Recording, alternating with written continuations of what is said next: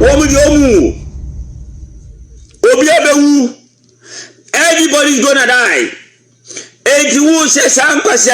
sebe. One five din anto ho. Nyankopon bia nka nkyere wo na gyagezi se ka tie fia so obiwu. Saa na kwase abako eka se mi ba bewu.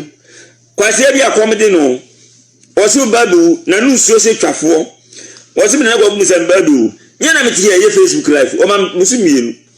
Afi kwa na mo efe. Mo ba mo esa video no. Na mo esa video. Obo se afi na mo efe. Mitini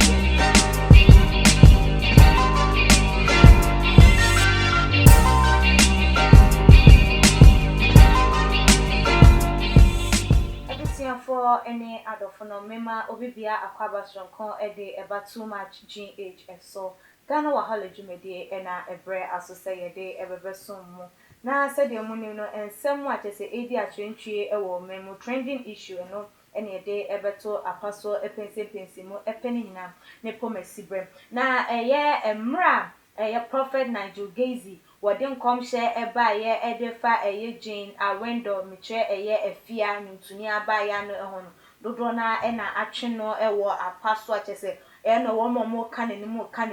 and nowadays will be a candy pa a day a fire, no one na ye say, and come shall was share ye fire ebony who I see ye, not a beam was sudden any a dear see a year a fear so no now all she shall say best album when went no.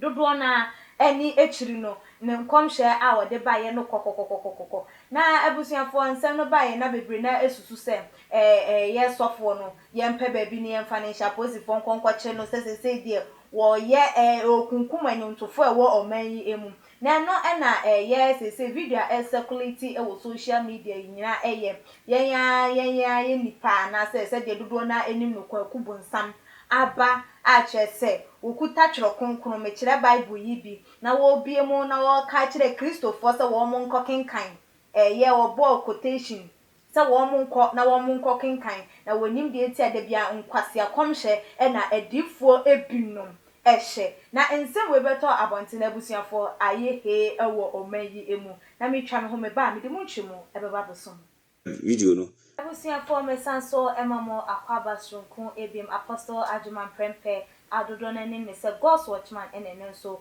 mini no esi enkonya ye ba be pinsin ensem no emu asafa woda no eye the Bible Church of God Seven Day ewo Nkran Kaswa Tubadan she wo penetra kwan ye ho na wo behu no na nkomotwitwi bi ewo ho no so watimi no atwitwi na ye bomra ensem na mese so be kan ye ho na de be ko bia no wo adwintwe bi contribution bi a wo so de ato edwa na ya kenkan ede amam Apostle me ma kwaba ya mi ba na what you say na mi adom me ho ye na won say oh Chris adom me Nyankopon donti me ho ye pa sorry mass of man obia ho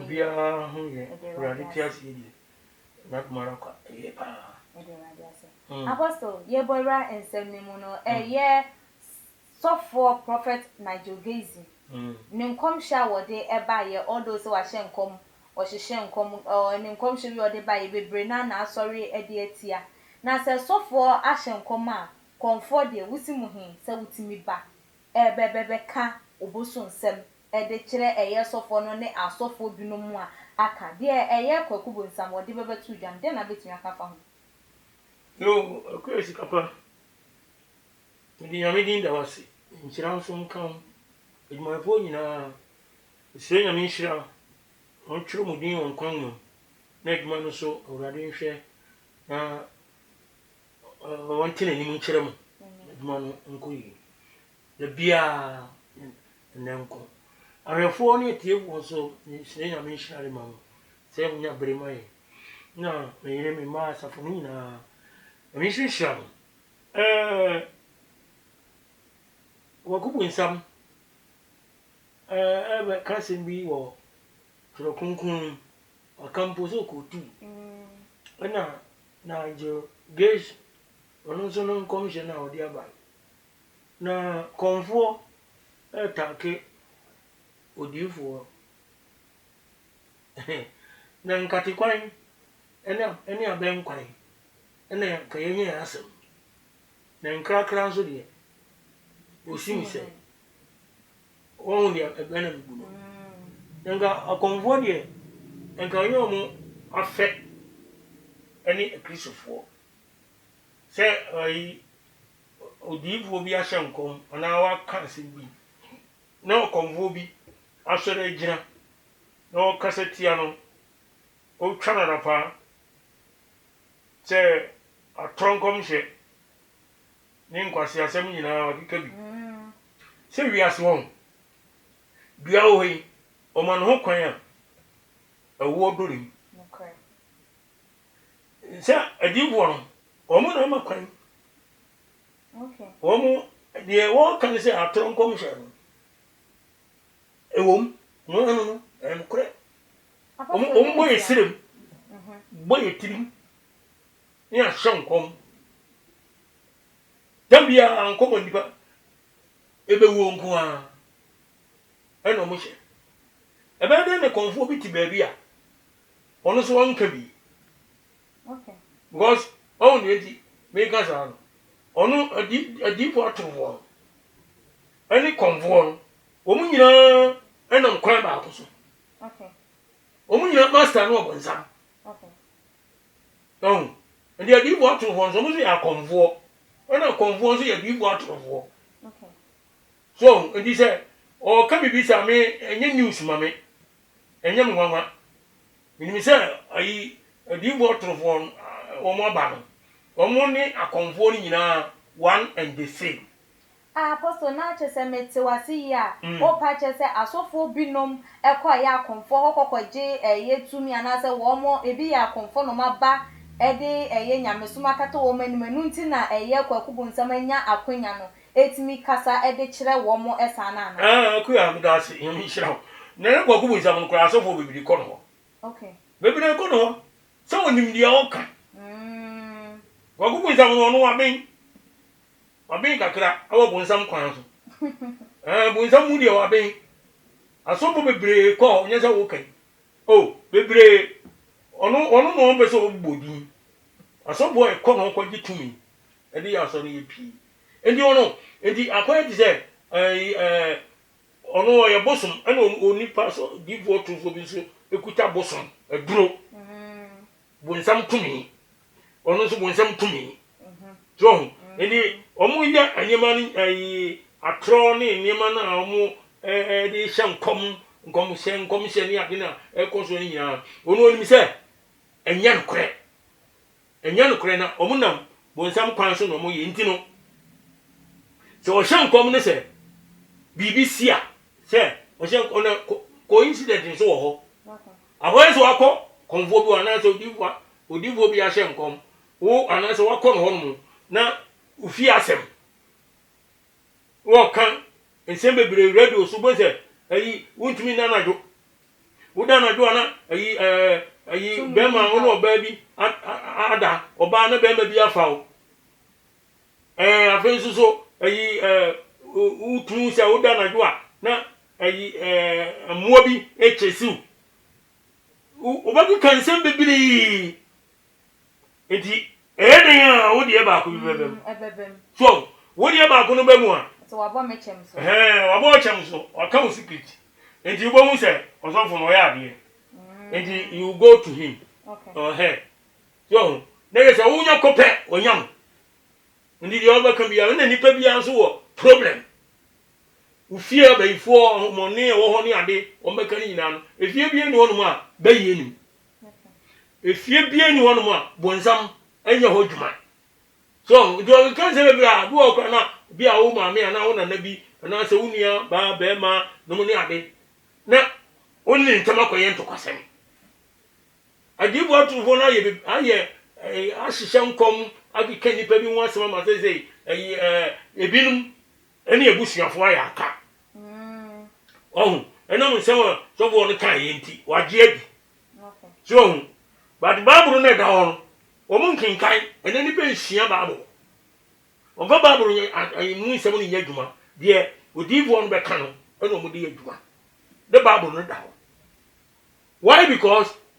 they say bonsam no eni odivo atoro wo mo hu se enipa ebre eni nipa ade so bebre suen na bayinfo ha nipa ena wo ti wiazo me ka se bia ne man koyi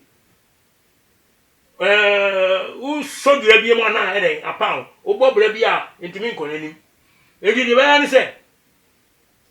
u ba kon honum na obabo ahonam mu aboa na je obeyi bi afisa na je wa juice ka ene ni mane bi kura so a obetena so mu betena mu tena uhunu hwe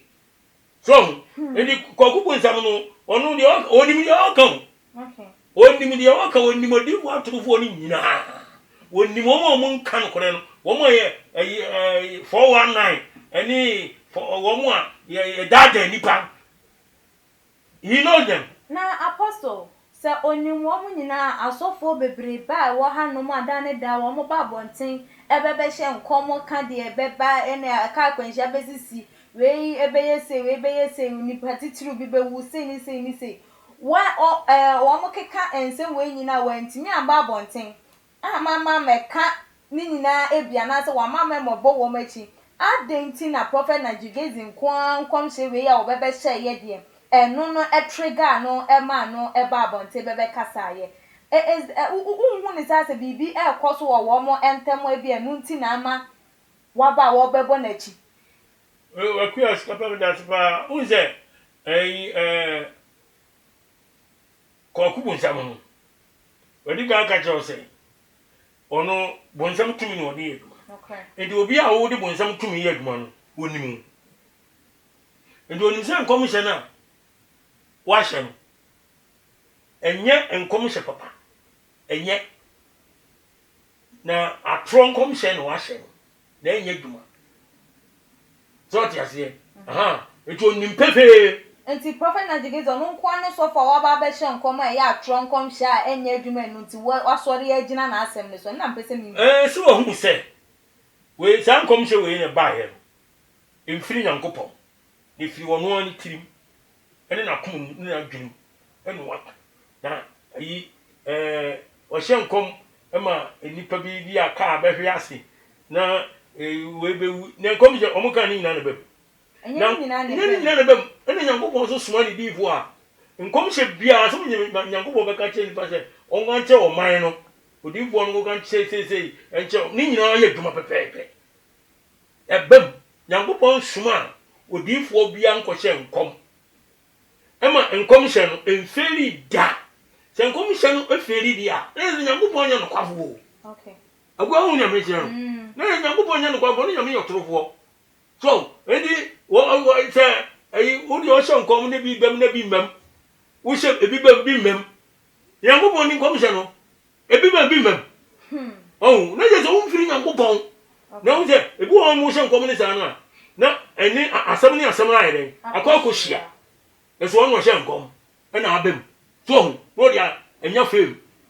no dia bon ho sabohene na nkofo so aye nim baaburu no ni etudi nechi no daada ho no agi omu sika ne amunya de so endi enokure no omu beso meka na tese de bia nkomhye de na ko aso omo so dem so a wu chechire bia baba bia ye ka amsoma chese mu sakra mo adwene de bia nkomhye ye nka bone yanim ye nkyere nyankopon kwan a nipa mfa so no nyada nkwa wo mu ye nyina ena mo nsam kwan na apostle na metewase anywhere unchire mu eya se de ye value nyame enyoma ya tutu nyame nyoma ase enu ti na ma eye akonfo etimi eka eye Christopher yensem se bebeto abontin a all the time like wo munya eye standagina so etimi etwi ye ni because of say ye mu cramp na asem ye nsua mu ana se ye nye de asem ne asie ni nti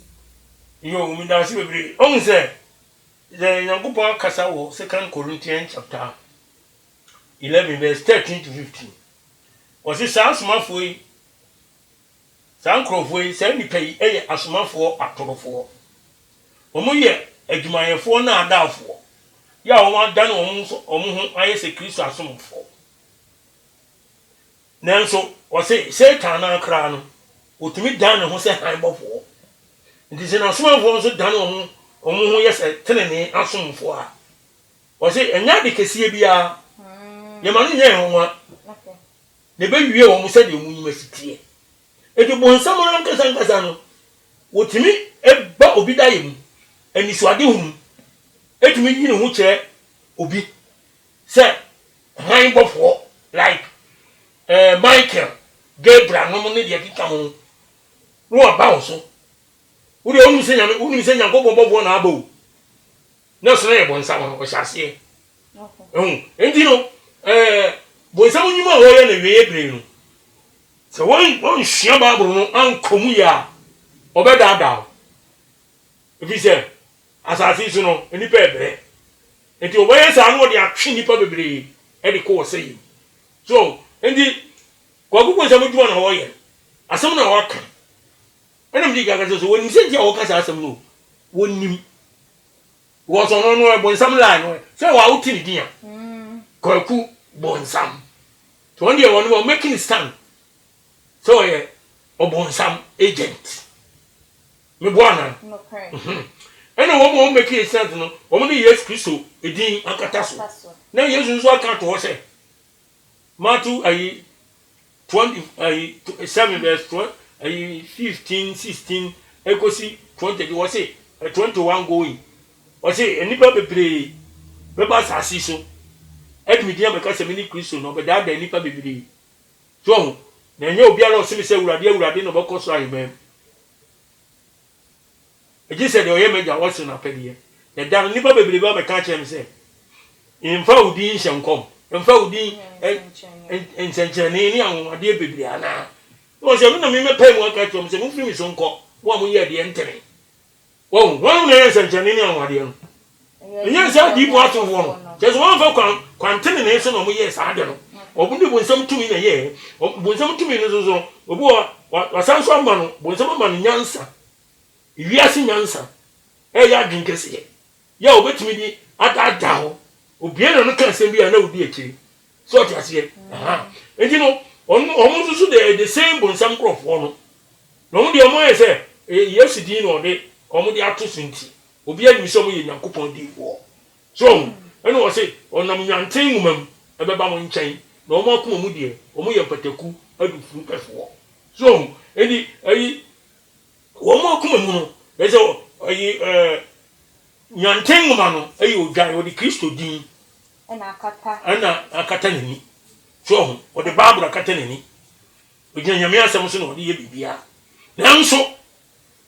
ni mu no yɛ de pataku bonsam na te wɔ pataku no represente bonsam ɛna odwan no represente Christ enti ɔno no saa na wayɛ no ho no waba enti bonsam no ɔmo bi firi akom enum sɛ de nim kutabodu anom etwa pesa 3% na yɛ kut yɛ de ayi insedi ne nneɛma bi ayɛ ho bibi basaa no wɔde ɔmo ba Kristo din ɛna kyɛ sɛ ɔmo hyɛ coat hyehyɛ ntare pa need to and that dress fine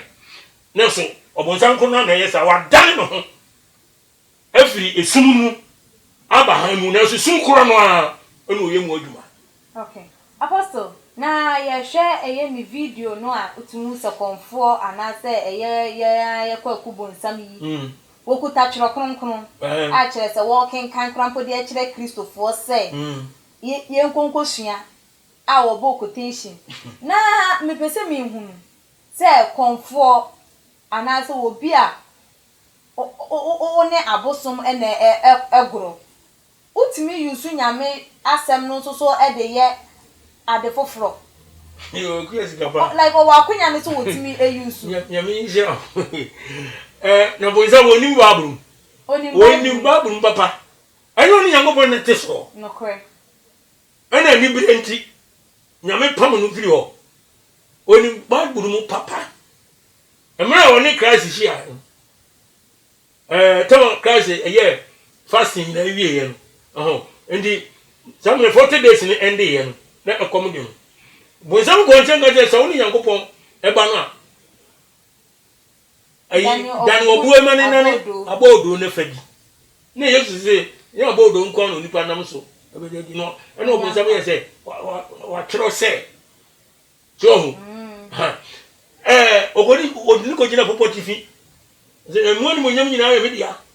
mun sika dikane ade nyina ya media okoto sori mi a me ma Kristo ka se wa tro se onu su ko tu se wa tro se Matthew chapter 4 1 to 11. Eti Christ kotu a no no so kotu. Enti apostle adenti na wo mu nim twere kunkun mu wo mu ni wo mu yusu enso so wo mu ntimi nsisem fra bosonsum ni mu emba Kristo mu. Oh, sa Kristo mu no. Ugba Kristo mu a kwantene na abefa so. Utu ono ntimi nye boni. So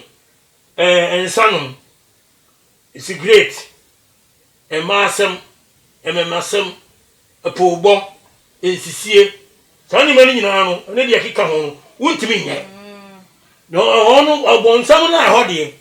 opa bi abetima ire aha ne de o betuma convince ni pa no eni Yankopon asem hwe ayi 1983 no mpese be kwa buchi ibra bi twa take it free ita ibra mi se mi ko take it number afi minyeska kontina mi chini to bi chira mi buru afo bo ayi busum bi o ye friend china man Okay. so what in dinda china man so edi mi ko na mi ko ye no o bible so hodo King James wo twi wo ayi gwefo bible wo granfo de wo bible so hodo bebre o egu ho wo wa no ga cho say onu so Yankopon din no obo Okay. o ya se a confond bebre wo Ghana ko bu se o bible so o bible so go so ene kwan so ofa bia obi emu ana so kotu do kotu yo se ho e wo ho bon sam ko dada jo Job chapter 2 verse 4 no emra odi kan hwere o man ne japade nyina say man me na ewu ye ne ade no ne Yankopon ga jen say man ka say wuntumi no no se hwe bon sam ka jen Yankopon say o de wedie pre wedie de pre wedie na de onipa wo bia no o de map ne kra enti wo pa fansa kan no mpe asam nso ye o so kan o se taso eno o ko o friend ai Job so a ekuro ni ni ma gbabire tutu no Okay. bonsam he o ko he di ntro mo no onu katelemade ya o de dada oba no so ndi o se tabe ne be mani ni around bonsam study is mo hu se be mani o nya easy to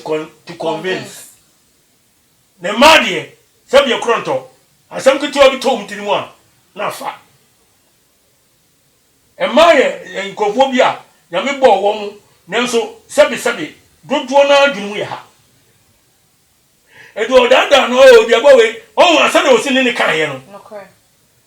Yankopon si ni ebia tomo ebia die ni nyina ba bi so papa si mu ni ebia mo pe yes aso Yankopon kan eno wase oh ye di ebia ba ni nyina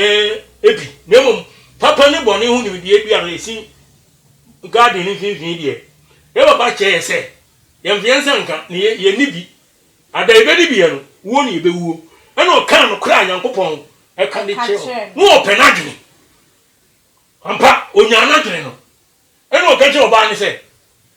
mo baba asem o kan no oboa enye no kore na wonu de ntia o kan sa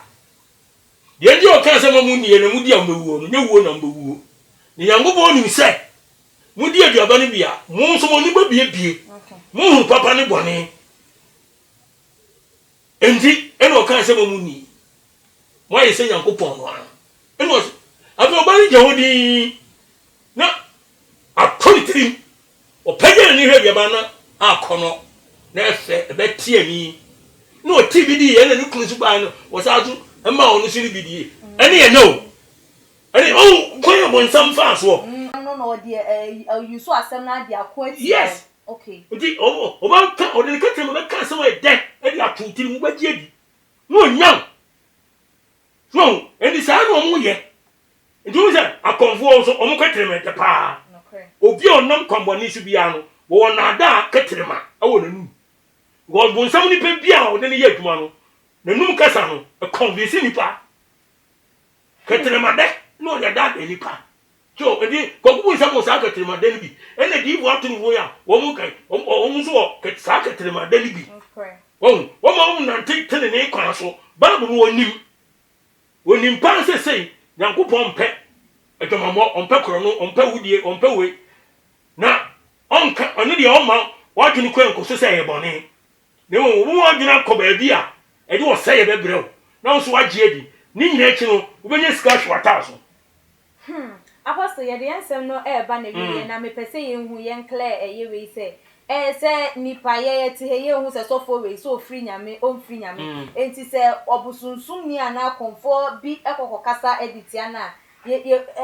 sesi a wo kasa nam kwakubu ntam onim de wo mo ni sei nti wo ka obi tie kyira a obeka sɛ na sesese no akonfo ene abosomfo wo mu otumi ewa Christopher so na mpese mi yen clear sɛ sɛ konfo na sɛ dusini obi a ɔne nyame asɛm no enkɔ de sem no sɛ nyame nipa bi bɛka bibia so wo no otimi de na no bebatum eka ebi editia no to the extent sɛ otimi ekasa ema na no etra na na yo iskapa na mi sure no me di kaka sɛ ɔbonsam no o wiase so na dua wo yi ma no kan na wo dori o di ase mi wo yi o ti me kasa asam nche because mi ko sesem ko hunu enye se ye hunu de anase ye mompaye anase anwade ne ade no yeso ye nya bi ti asem nya bi na se wa so ho no mu ye bi uyi hu ade hu adi ye hye ya nyame etimi yi bibi kire me se ba se nyame ya kire me obo ya kire me nti na apostle se ye bia nyame ya kire wa bia wa ba beka obi ate na kwakubu nsema na se konfo bi aba no aba beka bibi se ye de atia wa like obi beji ate se Nyankopon ya kire me no kure mu no ebebam se mpa ye obi yare na ye se mboma no gidie mu Yesu din mu no nipa no na hobeto no nyame ade amame so ne de ye Nyankopon kan kire me de won so me se me koka enye se ba odi ase bi okura sori mari bi se aduma chede na gu ahodo obi ane de endi de bia no odinfo ana sofo leader no Nyankopon eyi ni ma kire wo eso so da ye eni members no so ye members omo ye nyame ma edi Bible First Corinthians 12 no wo review one more Nyankopon a kire se obi ane na ma chede obi kura de ya sa obi de ye nkomhye obi de ye enyum to we die say wa chiche edi so wo nyini mani nyina ntawo ni ase nyanko na ye Kristo ina mo say enye nyamde asafo ntino ena so no wa gibi bia ata na ni ase nyanko bo asafo bia obia na adwuma wo ye wa so dum wo di ase ye obia na dia wo ye obi wo ne dia mpa bo ye ade pa obi dia otonyo pa obi dia wo hyenkom obi enisuade hunu ni nyina ewo ho obi kura de ye moa to help se nyame to se nipa ne nsem o sika bi obi nya bia o de boa asore ma bi obi aduma cha de no o de kai kinka First Corinthians chapter 12 details e ho nyina wo hu se nsem ni nyina ho ne o di bo nko a yes leader nko a de bo okura na me ka say na yi che bi aba ne nyame amfa me so no fa oba ana ba me bi so aso ni so na nyame ayi ache die obu e che sa ko nipa na bobu mama ne so na se nche kra obi si oso da na ayi me wakada sa mama sika se mi ko to funda camera enye owu o di ase ena me private prayers me bo mpai edu asonta me de to anu se na aba ye mo mpai na e bo obi e bo congregational prayers ye bo mpai ne sa edi besi na de na ide nyame yo pagu sa de tie